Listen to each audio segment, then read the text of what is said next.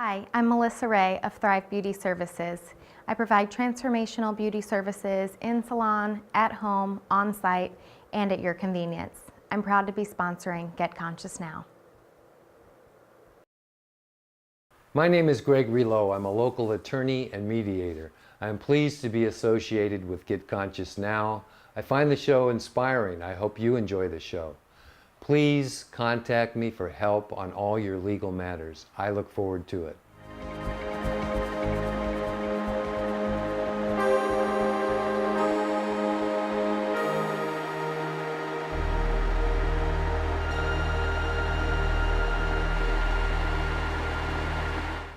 Hi everyone, welcome to Get Conscious Now. I am typically a co-host. My name is Stu Zimmerman, but today I am your host. So thanks for tuning in. Our other co-host, Patricia Diorio, is attending to our very special guest today, so she's not here in this seat in this very moment, but we'll see what happens with that. In the meantime, truly thank you for joining us.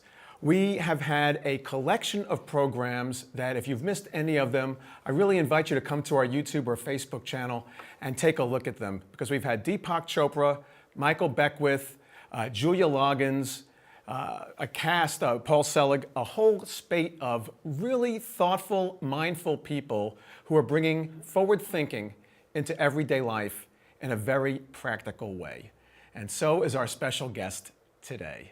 So please come and tune in to any of our prior shows. And I want to thank our audience for being here today, because it's always great to have a little, you can applaud if you want, yeah. You get to applaud yourselves. Yeah, thank you very much. Yeah, really, we appreciate your being here. And yeah, let's roll our sleeves up and get right into it here, because we do have a very, very special guest today. And the topic for today is consciousness in business and bringing mindfulness to empower a bottom line. So that is something that is about as practical as you're going to get as it relates to consciousness and the world we live in today. And so I'm actually going to put on my glasses, because our special guest has such a lengthy bio and is so accomplished, I didn't even try to memorize it. So here we go. Got the readers on. So our wonderful guest today graduated summa cum laude with a Master's of Science in Counseling Psychology from the University of Bridgeport in Connecticut. She has 23 years of experience running nonprofit agencies on both coasts, namely the Big Brothers Big Sisters program and Catholic Charities. She's been a spiritual counselor and professional intuitive for 22 years in private practice in the Santa Barbara area here. In 1996, she founded a television show called The Paradigm Shift, which aired over 300 unique live episodes. And she founded another TV show in the last few years that is still going strong today at this very moment. Her newest venture is to be a professional speaker, bringing mindfulness into the corporate world, women's organizations, and academia. And today she's here to share the importance of this profound work. Please welcome none other than the founder of Get Conscious Now, Patricia Diorio. Oh, Stu, that was really excellent. Thank you so much. Well, thank you so much. Thank you for having us, because it's up to you. Yeah, so anyway, this is really a new thing, because normally Patricia and I are co-hosting and interviewing our third person who wasn't feeling well today. So Madison Taylor, hope you feel a lot better, and we look forward to having you on again real soon.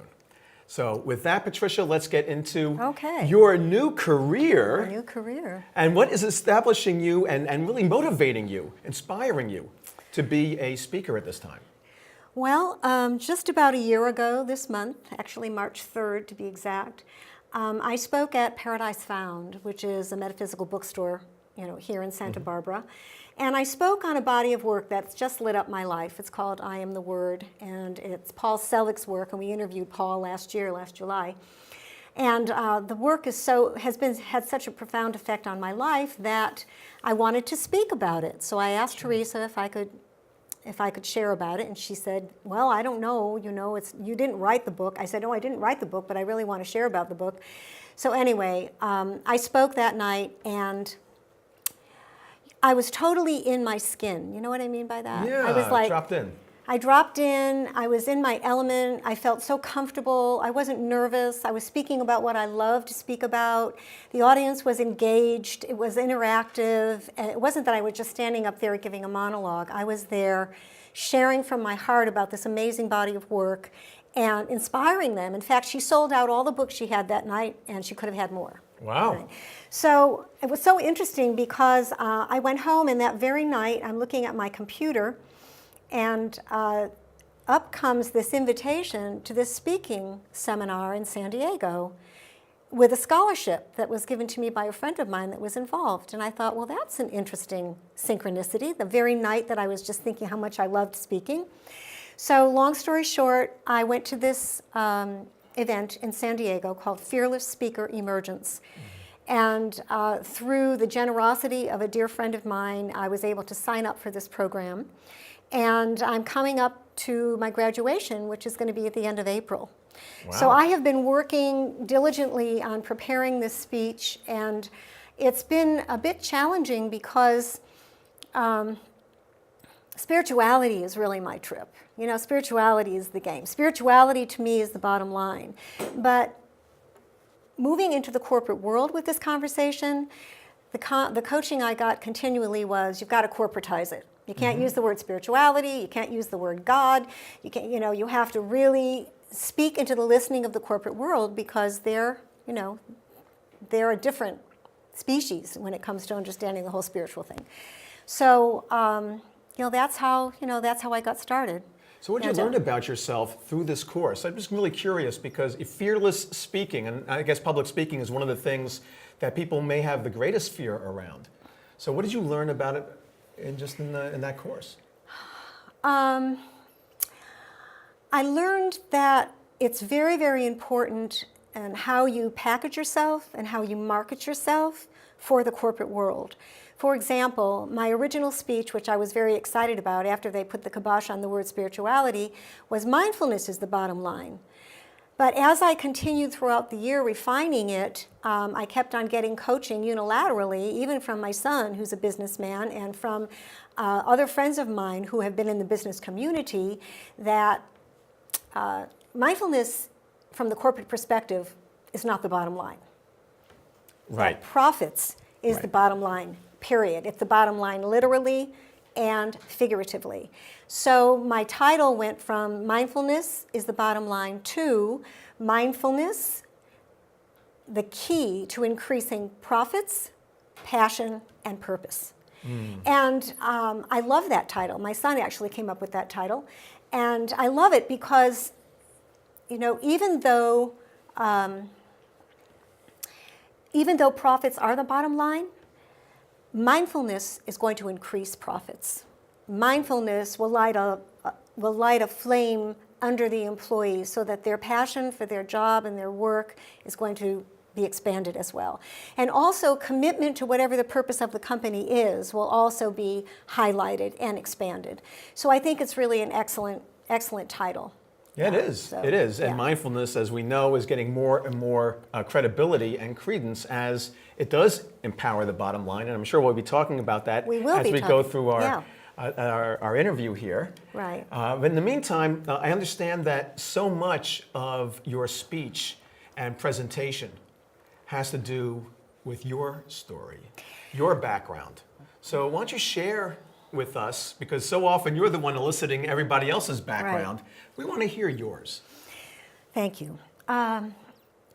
It was interesting because when I started doing the work, I presented a speech 6 months in, and the comments that I got, the criticisms that I got was, Patricia, the story needs to be 80% of your talk. And I thought, 80% of my talk? That's a lot. So that was a surprise for me. I learned that people will not remember most likely the facts you tell them, but they will never forget how you made them feel. So that was an important insight for me to have. So my story takes me back to when I was about 6 years old, And I was 6 years old and in an elementary school in New Britain, Connecticut. And what happened to me, have you ever had an event in your life that traumatized you when you were little? At least one. At least one. And I'm probably repressing half of them. Well, I had an event that happened to me when I was about 6 that changed my life forever. And I was molested by the school janitor at that school. And it was in the furnace room adjacent to the gymnasium in the basement of the school. And I think it only happened one time, but once was enough to change my life forever. And the life changer was that I had an orgasm. Now, people would think, my goodness, how could a 7-year-old girl have an orgasm? Trust me, without getting into the details of it, it happened. And my life changed in an instant. My innocence was completely shattered, and I went, it was unfathomable shame collapsing into exquisite pleasure. You know, where does a 7-year-old go with that? And you grew up Catholic. It was really, the trauma was accentuated by the fact that I was raised Catholic, that my dad was from Italy and my mom from Poland, and they had a very deep love for each other. And I think that love and Catholicism were really only the things they had in common because their cultures were so incredibly diverse. So I was embedded in Catholicism. I mean, we went to church all the time. I was always doing the rosary and all of the dogma of the church was just downloaded. And right around that time, I remember in catechism, which was the church was right across the street from the school I went to, and in catechism, we were studying about mortal sins. And right around that time, we were learning about mortal sins around sexuality. So an impure thought is a mortal sin. You touch yourself, it's a mortal sin. You touch anybody else, it's a mortal sin. Anyone touches you, it's a mortal sin. I mean, forget it. You couldn't even have a thought about it. So when you committed a mortal sin, we were told, you died, you would burn in hell forever. Oof. But the worst part of it was that God would never love you again. And that was the devastating piece. I mean, I was so traumatized by that I didn't even know what to do with it. I didn't tell anybody. And in fact, it was so traumatic for me that I completely repressed it. And I had no recollection of it until many, many years down the road. And yet, the PTSD took its toll. And what I started doing right around that time is I pulled out all my eyelashes. Ooh. And pulling out of the eyelashes is something that children who are molested, it's a symptom that children who are molested demonstrate. Not all of them. There are many, many different symptoms that kids who are molested express. But I expressed it in pulling out of all my eyelashes. So I pulled out my eyelashes, and during that year, it was an obsessive thing. I didn't even know, I had no idea why I did it, but just picture this. As a little girl, I was very short. I am short now too. And I would get a little stool and I would put it between the toilet and the sink, and I would open up the mirrored medicine cabinet, and I took tweezers and I would just pull them out one at a time. And as they grew in, I would pull them out just as long as I can grab the edge of it, I would pull it out and I would look at it and I would squish it up against the wall of the bathroom. It was like a ritual. It was just like brushing my teeth, I did this. After a while, I didn't even need to do it with tweezers. I did it with my fingers, and I did it anywhere, anytime. And when I felt stressed is when I did it. So as a little girl, I was incredibly self-conscious about my looks. I got fat in a year. My eyesight went, requiring me to wear very thick glasses, which then I hid behind because I didn't want people to see my naked eyelids. And I had my hair cut very short. I had long blonde pipe curls. And I had my hair cut very short, and I made myself as ugly as I could possibly make myself. And now, of course, having been a social worker for all those years and having studied about children who are molested make themselves as ugly as they possibly can so it won't ever happen again. And I think that's what occurred. So at 16, I remember, this is a fun story, I remember going to the senior ball with a fellow from the high school. I went to the Catholic high school. You know, he was a public high school, so it was like Racy. racy, yeah. But I was crazy about him. His name was Peter, and we're still good friends today. And I met him on the bus going home, and I just fell in love at 16. Anyway, he invited me to the senior prom, and I was so By excited. the way, nice picture. Everyone's watching your picture right now. Yeah, you know, I don't even understand why I'm not wearing glasses in that picture. I guess I wanted to take my glasses off. But, you know, I was pretty much of a me-skite then at 16, but he liked me. Anyway, my mother, bless her heart, who was a cosmetologist, put makeup on me, and she glued eyelashes to my naked eyelids.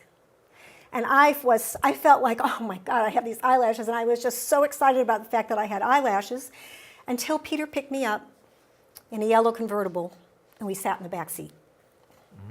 And I had all I could do to keep my eyelashes, my fake eyelashes, from flying off my eyes until, you know, before I even got to the prom. So that is a story I will never forget.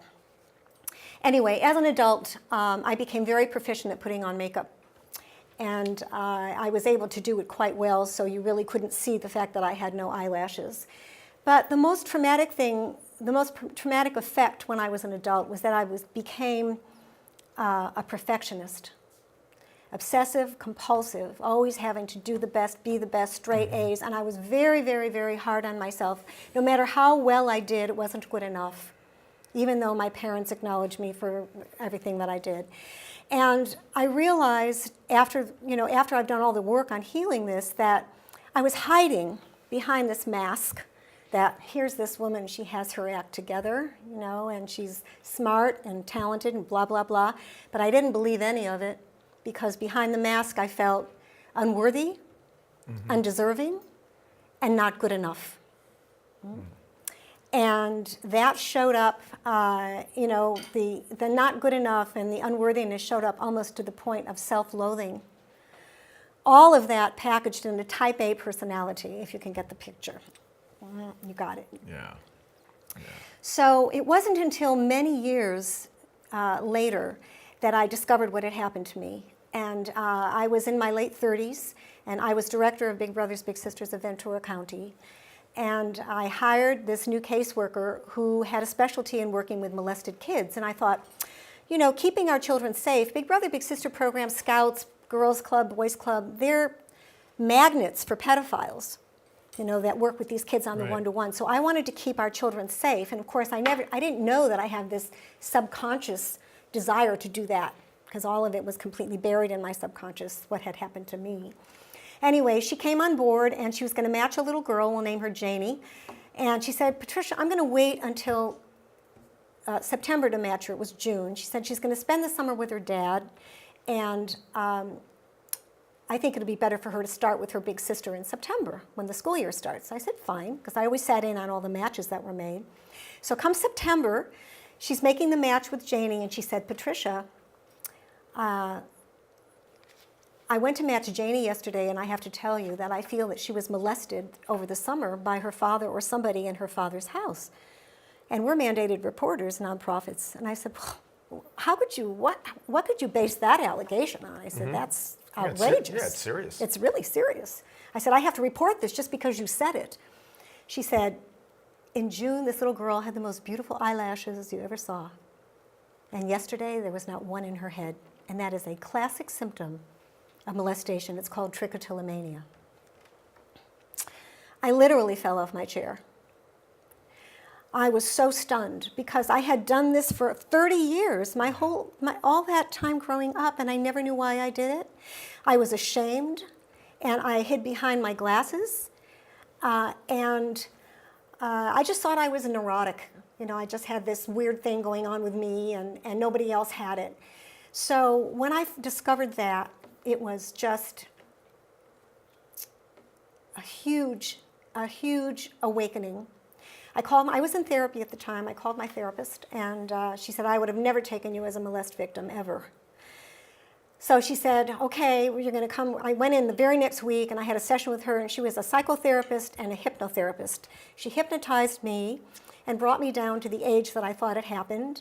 And she said, you're just going to I'm going to take you down an elevator, and the elevator door opens. I want you to look at what you see, and just like you're watching a movie, you're going to see what happened.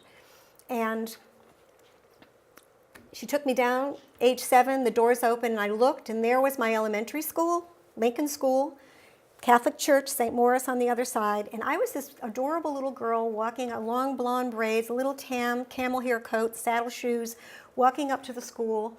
And the next scene was in the hallway, and I was talking to a man who was leaning on a big floppy broom, and he was wearing all gray. And it was a man probably my father's age, in his 50s, because my dad was in his 50s when I was born.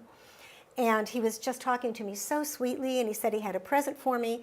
Anyway, I'm not going to get into all the details of that, but I saw everything that happened to me in that hypnotherapy session. And I know this sounds absolutely outrageous, but I'm being totally transparent here today, is that right at the end of that session, I actually had an orgasm right there on the mat in the therapist's office. And she said, Patricia, don't ever, ever, ever doubt that this happened to you. It happened to you. Now it's time to heal it. And, that was when the whole idea of mindfulness kicked in, because I became mindful of what had happened to me, instead of just letting my monkey mind, run my life, which is what it had been doing up until then. And I became mindful, and I went, that was the turning point for me. And I knew that I would be my own salvation, that the choices that I would make from that point on would be my own salvation. And as a result of that, I got very interested in spirituality, not in religion, in structured religion, but I was interested in, it was during the time of, the 80s and the 70s and 80s, the whole New Age thing, and I got really very much into that. But the most important thing about that is that it led me to science and quantum physics. Why science and quantum physics? Well, as a child in the Catholic Church, I took the dogma, hook, line, and sinker, as truth. This time I wasn't going there. This time I wanted to have a logical, linear, practical understanding of what happened to me. So that was the big change. Yeah, I could imagine that, Thank you for letting me tell. I didn't know how long that story would be, but... We have a long enough show to cover it. Yeah, and the thing that I'm kind of struck by, and I'm kind of wondering, where growing up in a Catholic household, where clearly, as you mentioned earlier, Catholicism really doesn't support these kind of mortal sins, whether you think about it or something happens to you that was maybe even beyond your control, it's still some form of sin nonetheless. And I can imagine that was also adding to your, your disempowerment. You're just feeling alone and isolated and not being able to even talk about it. Shame. I was very unhappy as a child growing up. I really was. But I hid behind this type A personality. This was the 50s. In the 50s, if you ate meat on Friday, and died, you'd go to hell, right? I can remember George Carlin, doing a skit on it, and he's saying, he says, I wonder what's happening now that it's no longer a sin, all those people that are burning on hell in the meat wrap. I love George Carlin. Oh, yeah, he was fabulous. Yeah, he was great. Well, he did this whole thing on the Catholic Church that was just side-splitting if you were raised Catholic. So, I had to leave religion behind, and that's why I went into the spiritual, but the spiritual and the science was really so important for me. And it was through Einstein's work, actually, that I got really inspired. So he's your man. Einstein's my man, yeah, Uncle Albert. So we have a slide here that I want to share. I'm going to save this for the end here. So Einstein discovered that everything is energy. He was the initial quantum physicist. He's not the father of quantum physics, Max Planck is, and I'm going to share about that in a moment. But Einstein knew that everything was energy. And he says, concerning matter, we've been all wrong. What we have called matter is really energy whose vibration has been so lowered as to be perceptible to the senses. There is no matter. So I thought, wow, there's no matter. So everything that we see in the material world, if we looked at it under the proper magnification, is just energy vibrating at a frequency that gives it density. This table is vibrating very, very slowly so that we could see it. Our bodies are vibrating faster because they're less dense. Our mind, our thoughts, our perceptions, our beliefs, our words are also vibrating very quickly, but we can't see them at all. So and then here's another quote from Max Planck, who's the father of quantum physics. As a physicist, having studied the atom, I'm telling you that there is no matter as such. All matter arises and persists only due to a force that causes the atomic particles to vibrate, holding them together in the tiniest solar system, the atom. So here I had two stellar quantum physicists, that were telling us the truth about this material world. That everything that we see in the material world is just energy. Right. Right? And you gave me a great line from my speech that I'm going to share today with our audience. And I was telling Stu about this, in fact, that there is no matter. And he says, yeah. He said, if somebody says to you, what's the matter? You can say, scientifically, very little. I love to be quoted. Actually, I'm not sure that's always true. It comes back to haunt me frequently, so I have to watch what I say. And I'm going to include that in my speech because I think it's fun. My son gives me coaching on my speech. Lighten up. Speak more slowly. Lighten up. Keep it light. And when you get into the quantum physics stuff, people their eyes glaze over a little bit. But it's fascinating because as a young woman moving into my spiritual understanding, having a left brain logical, practical, scientific understanding of matter, of life, was critically important for me. And I'm just going to share this very, very elementary finding of the quantum atom. So we have the classical atom, which is the Newtonian atom with the proton and the electrons, et cetera, right? And then we have the quantum atom. And I think we have a slide that's going to be coming up here on the quantum atom that you'll be able to see. But the quantum atom is made up of 99.99999% wave or energy. Wave or energy. That's 99.99999% wave or energy. And 0.000001% particle or matter. But where do we live in the human experience, most of us? Yeah, we live in the matter. We live in the skosh of 1% particle where we have all this possibility available to us, all the possibility of unlimited potential of what we could achieve in life.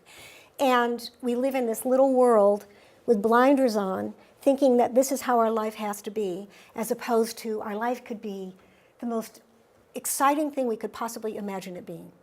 So that just really landed for me, and I knew that I can achieve anything in my life, that my dreams and my visions are going to be right up front, and ever since then I've been very focused on what I want to create in my life. I truly believe that we are creators of our reality. Energy follows intention. I was just going to mention that. Yeah. That energy flows where intention goes. Energy flows where intention goes, exactly. So, that was when I was in my late 30s. Now I'm in my early 70s, and I have been... Well, you look marvelous, darling. Oh, thank you, darling. Marvelous. And here I am embarking on a new aspect of my career as a spiritual counselor in bringing this understanding to the corporate market. People say, well, why are you going to the corporations? Because the money's there? Well, the money is there. The money is there, but it's needed there.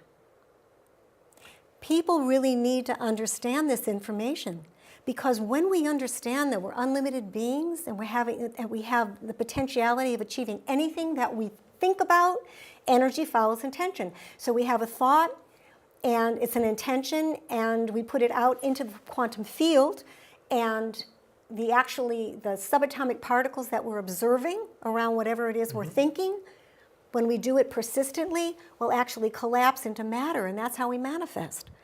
So not only did I have an understanding from a scientific perspective of life, of The physical nature the of what's physical going on. nature of Right, life, right. but I also had an understanding that, my thoughts are creating my reality. So if I have a negative thought, and I continue with the negative thought, worry, fear, concern, and I keep focusing on that, what am I going to create? Whatever I'm worried about.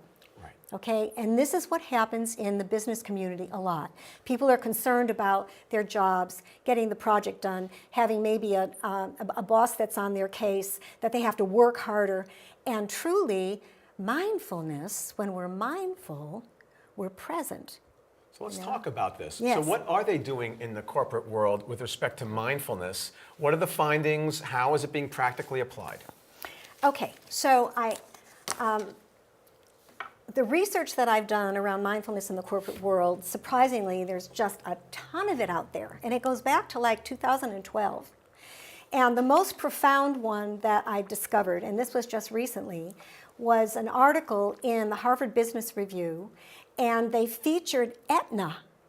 Aetna insurance company, big, huge Aetna insurance Sure. company. I was raised in Connecticut, so Aetna was like huge. It's in Hartford. That's where the headquarters was. I'm assuming it still is there. And Aetna started a mindfulness program, and out of 50,000 employees, a quarter of them participated. So that's a little over 13,000 people. Significant. And these are the findings. Stress levels dropped by 28% on the average. Sleep quality improved 20%. Pain complaints dropped by 19%. Each participant gained 62 minutes productivity per week, equaling $3,000 per employee increase in productivity for the company each year. Well, those are real numbers. Those are real numbers. Those are real numbers. And Aetna's not Google, a more millennial corporation. Aetna's been around forever. It's like motherhood and apple pie in the insurance industry, right? So they were concerned about the bottom line, but they achieved a greater bottom line by taking better care of their employees. Because mindfulness, and I want to come back to this definition of mindfulness. There are many definitions of mindfulness, but the one that I love the most is from Jon Kabat-Zinn, who is the founder of mindfulness-based stress reduction program at the University of Massachusetts. And he says that mindfulness is paying attention in a particular way, on purpose, in the present moment, and non-judgmentally. So at the very beginning of my talk, I'm going to introduce people not with a definition of mindfulness, but I'm going to do a little exercise, where I'm going to help them understand what mindfulness is by having them observe their thoughts. So how does mindfulness work, and how did it work at Aetna? Well, at Aetna, they taught their employees to be present to what they were thinking. And when they were present to what they were thinking, and they would do it without judging it. If they had a negative thought, they said, don't judge it. Just be present to what you're thinking in the moment. And then mindfulness, just observing what you're thinking, leads to awareness. And through awareness, it brings you to the point where you can actually make a choice about the thought, about taking an action on it or not taking an action on it.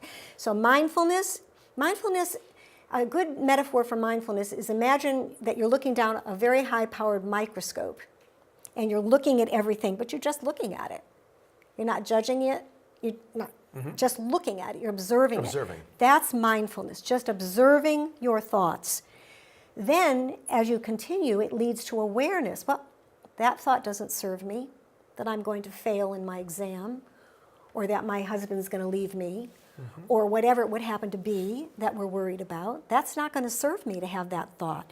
So in the moment, it leads you to making a choice of, I'm going to choose this thought. I have a healed relationship with my husband. Or I aced that test and I see myself getting an A. I look down at the paper and there's an A on it. Or whatever it would happen to be. And in the corporate world, of course, what Aetna did is they would say, here's a slide. I don't know if it's going to come up, but it says, JP will get it up. How do you informally practice mindfulness? While writing emails. If you're writing an email, be paying attention to what you're saying. During meetings, What happens when we're in a meeting? I spent 23 years in the nonprofit corporate world, but believe me, the only difference is that I didn't make a lot of money. In the nonprofit world, you don't make a lot of money when you're a social work administrator. But during meetings, it's important to be present. It's important to be mindful of what you're thinking in the moment. You know, as you're saying that, it sounds like one of the keys is slowing down. Yes. Because we're all in this doing, having to get so much accomplished in so little time that whether it's typing an email out, got to do this one, get Right. it done fast, got to tick off all the agenda items in the meeting. We only have an hour until the next meeting. We got to boom, boom, boom.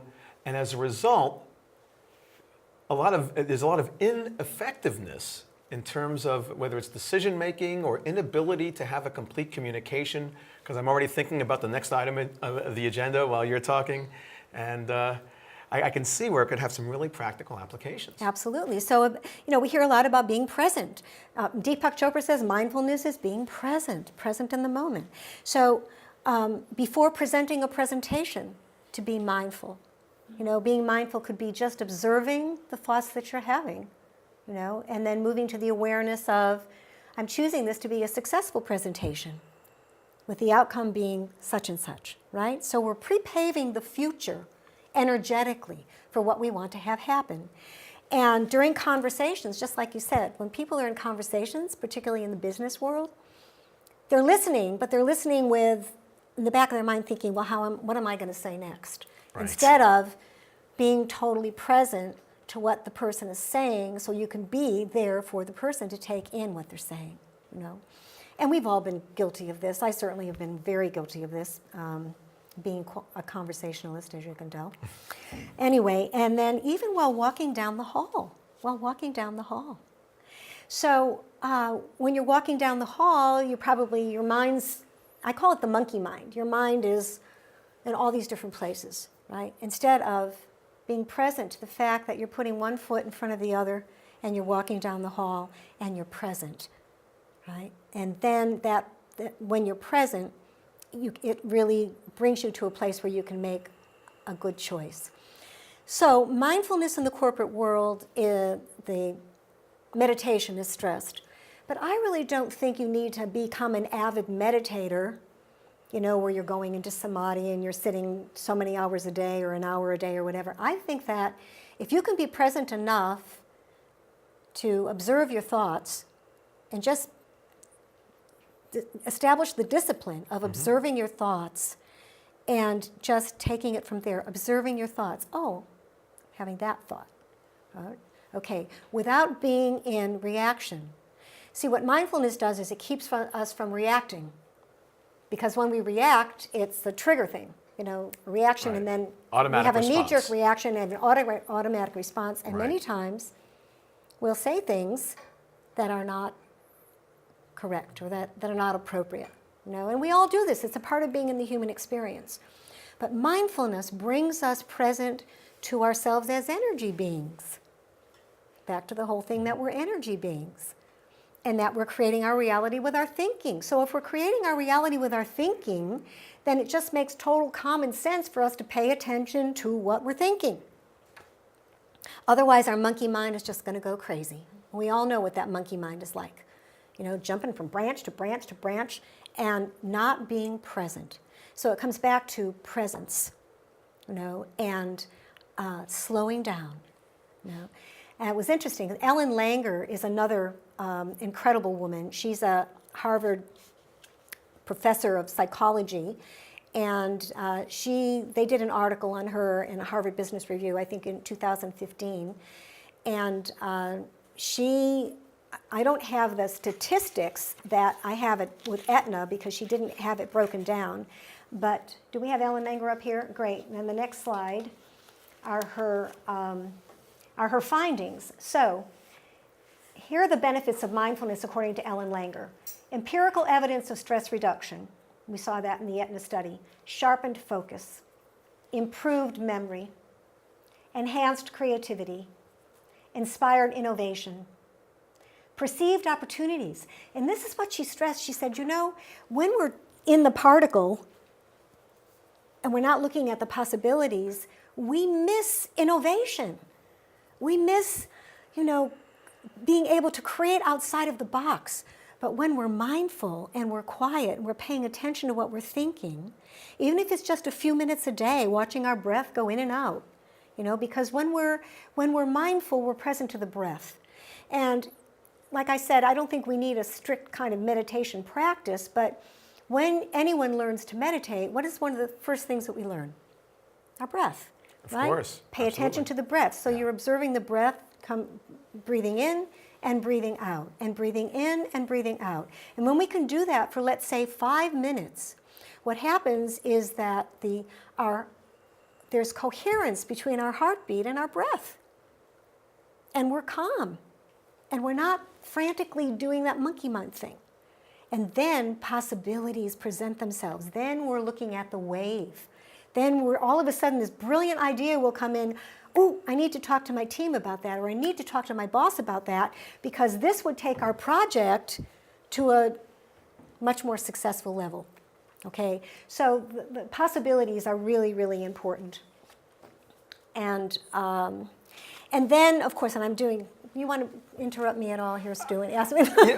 I typically do like to interrupt you, and I'm doing my best to mind myself on this one. But even as you're doing so well, I mean, you're not really even needing much of my assistance. Well, I'm going to here. ask your feedback. I'm going to ask your right, let's comments go. on this next one, because you know this chap that I'm going to talk about next. So when I Googled Google, mindfulness in Google, I was just blown away, because Google has a mindfulness program in place that's been in place since 2014. And it was started by a young man. Chad Meng Tan. Chad Meng Tan, exactly. Last night I was sharing with Stu, we were reviewing everything. And I said, and when I did Google, I discovered this fellow, Chad Meng Tan. And he goes, oh yeah, Meng, I know him. I went, of course you know him, you would know him. Okay, so he started a program called SIY, Right. Search Inside Yourself.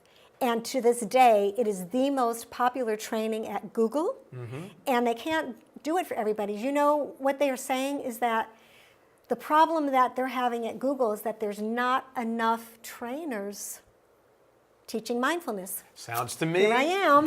Here you go. Walking ad.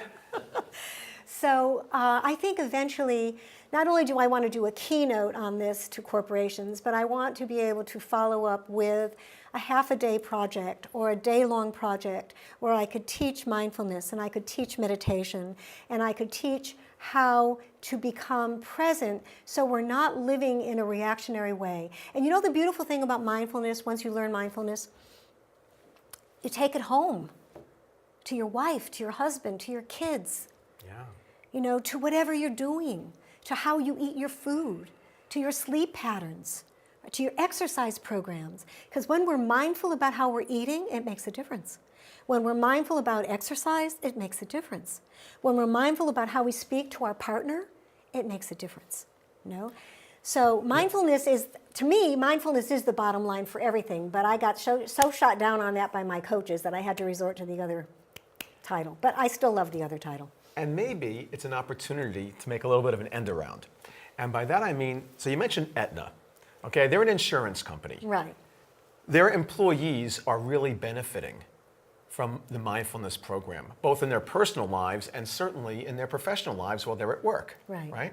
One of the things, and I'm not sure if you mentioned that as one of the data points, is that there are fewer sick days, right? Because people are healthier of mind, and of course, the interconnectivity between our mind, body, spirit makes that our bodies are even healthier.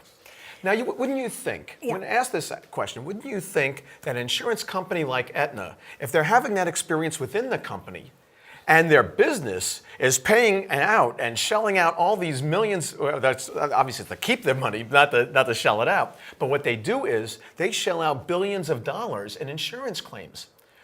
Wouldn't it make sense for Aetna to go beyond offering mindfulness to their employees, but actually offer it as a benefit to all their policyholders, which would result in fewer claims? Well, I did mention this, but here's a statistic from Aetna around that exact thing.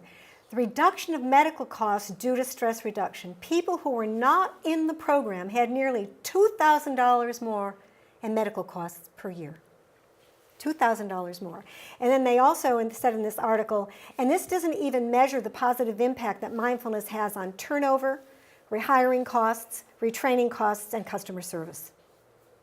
Now, so I was so stunned to find Aetna. I thought that I had really hit the jackpot with Aetna because Aetna's an insurance company. You know, and there's a lot of insurance companies out there. Yeah. So if insurance companies could get on the bandwagon here, and lower the premiums for people that take mindfulness classes. You know, if you take a mindfulness course and you can prove that you took this course, you know, that they're going to have a lower premium in their insurance. You know? Right. I mean, it makes sense to me. It's like going to driving school or something. Right. And that makes me wonder about Google. Because, you know, so Google is what? Primarily a search engine, right? Yeah. That's why they named it Search Inside Yourself. Right. Right. Search inside yourself. Oh, thank you, Stu. I didn't even get that. Well, Thank you. my pleasure. They got it. You're so clever. Well, it's not me. I'm sure they thought of that one themselves. But the point being is maybe there's an opportunity there as well. Because Google has how many people using their search engines? Oh, my God. Yeah. Right? Huge. 1 billion? Yeah. Probably even more. Maybe there's an opportunity there, especially as their corporate credo is, you know, do no evil, right? Taking it a step further, if they're offering this to their employees and are having great success empowering their employees to be more productive, to enjoy their lives more, have deeper connection and communication with each other, maybe it's an opportunity to have something that Google offers, you know, they own YouTube also, right? To push it out through there. Well, I think it's an idea whose time has come.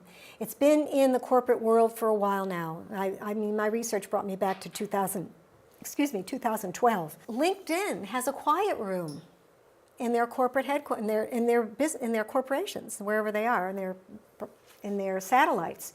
And this quiet room is for employees to simply go sit and be mindful and get present. And just, you know, let their day go, let their stress go, right?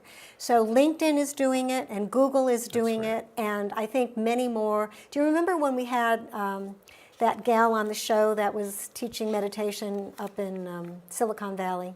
Yeah, Annika Komen. Annika Komen, and she was already doing that work. So I think that what is the fellow's name? Meng. I think that Meng was absolutely correct. There's so many people that are on the waiting list for the training at Google because they don't have enough trainers. And if that's happening in Google, that's going to be happening everywhere. So I think this is a new career opportunity for those of us. I mean, I've spent my entire career in service. First as a teacher, as a traditional teacher, and then as a social worker for 23 years, and now I've been what I call a spiritual social worker for the past 22 years. And I want to take my work out, which is why I do the show with you. This is why I've been doing television all these years. I want to get this information out to the masses so that we can wake up to the truth of who we are, which is totally substantiated by science. We could be going on for hours. I know. And it's time. We're at the time. So thank you. One final soundbite. Let's call it the pearl of wisdom. What do you want to offer everybody who's been watching today? If you want to encapsulate something that they can walk away with. Okay. What I want to say to everyone is that mindfulness empowers the bottom line, whether it's profits in business, a relationship with your beloved, relationship with your children, your health, your finances, your own personal growth, whatever your bottom line is, your career, whatever that is, that being mindful empowers it, expands it, it moves you out of that limited thinking, that skosh of 1% particle that we get locked in this human experience, to being unlimited, and yet in the body at the same time, so that we're unlimited beings squozen in this human body, and we were just barely scratching the surface of our potential. So mindfulness empowers the bottom line. Thank you, Patricia. Thank you, Stu. Very well done. Thank you very much. Yeah, Thank you. Thank you. Absolutely. Thank you. And so with that, it's time for me and my Stu's views. Yes, your And- Stu's views. I usually introduce you, so I'll introduce you now. Now it's time for our beloved Stu to share his views on whatever you want to share. Thank you. So I will. So yeah, so for this edition of Stu's Views, I'd like to start by simply taking a breath and inviting you to do the same.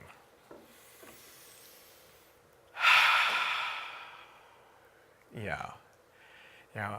We're covering a lot of ground here in terms of really what the true nature of our physical reality is. Because our experiences of reality are so far different than what Albert Einstein, Max Planck, and a cadre of other scientists have identified as the true nature of what's really going on here. So as much as all of this feels so real and so solid, not as solid as the table here, but still solid enough, right? The real reality is that it's just simply energy waves vibrating at a certain frequency that creates a perception of solidity by some measures. Now that sounds really heady, so let's just kind of break it down. What are the implications if we are just simply these energy waves? And I think we know that because we always describe ourselves by how we feel. You know, how are you feeling today? I feel great, I feel up, I feel down. And that is just a way, I'm happy, I'm sad. That's just simply a way to describe how the energy is modulating inside our body, the energy in motion, our emotion. And so what if we actually have a capability here and using science and to play with the possibilities of how we can move our lives in more beautiful, loving, joyful, and playful ways. And so one of them is through our breath, where we can just simply slow down a little bit. And I'm really inviting you every day to consider taking a few minutes out, whether it's with eyes closed or eyes open, and just to take a deep breath. It has inside the skin and bones here, the nervous system is responding, and it responds in ways that really slows things down so that we can have a fresh and different view of what's going on in our lives, going to a place of observation. And therefore, I'm really inviting you to consider something that I'm going to call cut to the choice, because we have choices in every moment, despite what we may think. And sometimes the choice is really, kind of autopilot. When we get triggered, we are just in it. And we are human, and we have this operating system that's been going on for a long time that has us be separate from each other and ourselves and the earth and all the rest, which is definitely not the true nature of our physical reality, but it's been going on so long we think it's human nature. So with that, we get to have a little bit of compassion and understanding for where we've been and make a choice to pay attention that as energy waves, just maybe we have substantially greater influence over how we experience life. And whether it's through a breath or just choosing to smile, because we've been blessed to be in this form. And it just may be substantially more interesting to be in this form than a lot of other life forms out there. And I think you know what we're talking about. So with that, practice that. Practice the breath, practice some smiling, pass it on, and enjoy life. We're all in this together. And with that, I'd like to introduce Patricia and her quantum quote. Quantum quote. Okay, so the quote I'm going to give you today has been foundational in my life for a very, very, very long time. And the first time I heard this quote, I was in my 30s, 40s, somewhere around there. And I was back east in Boston, and I was in a hotel ballroom, and it was the first time I heard Dr. Deepak Chopra speak. And he said something that just touched me so deeply that I knew it was true. He said this: we are not merely human experience. We are not human beings having a spiritual thought. We are spiritual beings having a human experience. We are spiritual beings having a human experience. I just knew in my very heart of hearts that that was true. I felt it in every cell of my body. And in many years after that, I heard many other spiritual teachers say the same quote. And it wasn't until I heard Barbara Marx Hubbard speak, who's a great spiritual luminary, that I discovered who said it. And it was said by a Jesuit priest, a Catholic priest, by the name of Pierre Teilhard de Chardin. And he coined the phrase, and it's formed the foundation of my work and really my life, because I truly believe that we are all spiritual beings having a human experience. So think about it. What if everyone on the planet knew, beyond a shadow of a doubt, that we were all energy beings in form, and that every thought we thought, and every word we uttered, and every feeling that moved that thought into the field was actually causing what we were thinking to happen? What if everybody knew that? If everybody knew that, then what would we create? We wouldn't have war. We wouldn't have suffering. We wouldn't have poverty. We wouldn't have discrimination and racism and hate. It would really move us to a place where we could heal the planet. We would heal ourselves, and we would heal the planet. You know, I'm a cosmic optimist. I think it's really entirely possible that we could create heaven on earth in our lifetime. You know, heaven is not up there and hell down there. Heaven and hell are right here. And how we live our lives is how much hell or heaven we determine in our lives. So by being mindful, by being present to our divinity, there I said it, you know, everyone is so afraid of the word God, you know, but who cares? Use another word, God, creator, source, force, Uncle Charlie. It doesn't make any difference what we call it. The fact is we're all a part of it. We're all God in form, and we're all creating our reality all the time. If we don't know we're creating our reality, are we still doing it? Yes. But then we're doing it by default, and then we fall on that slippery slope to being a victim of circumstances, thinking that we're being done to by this person, that person, by things that happen in our lives. We are fully responsible for creating our world. So I leave you with that, and I thank you so much for tuning in tonight. And Stu, I thank you so much for interviewing me on this show. Absolutely, my It was so much pleasure. fun. I really enjoyed it. Yeah. And thank you, everybody in the audience, for being here. Yeah, thank you all for being here. So, All right, it's time. yeah, it's Well, time. until next Ready? time, Everybody, let's say it. Until next time, get conscious now.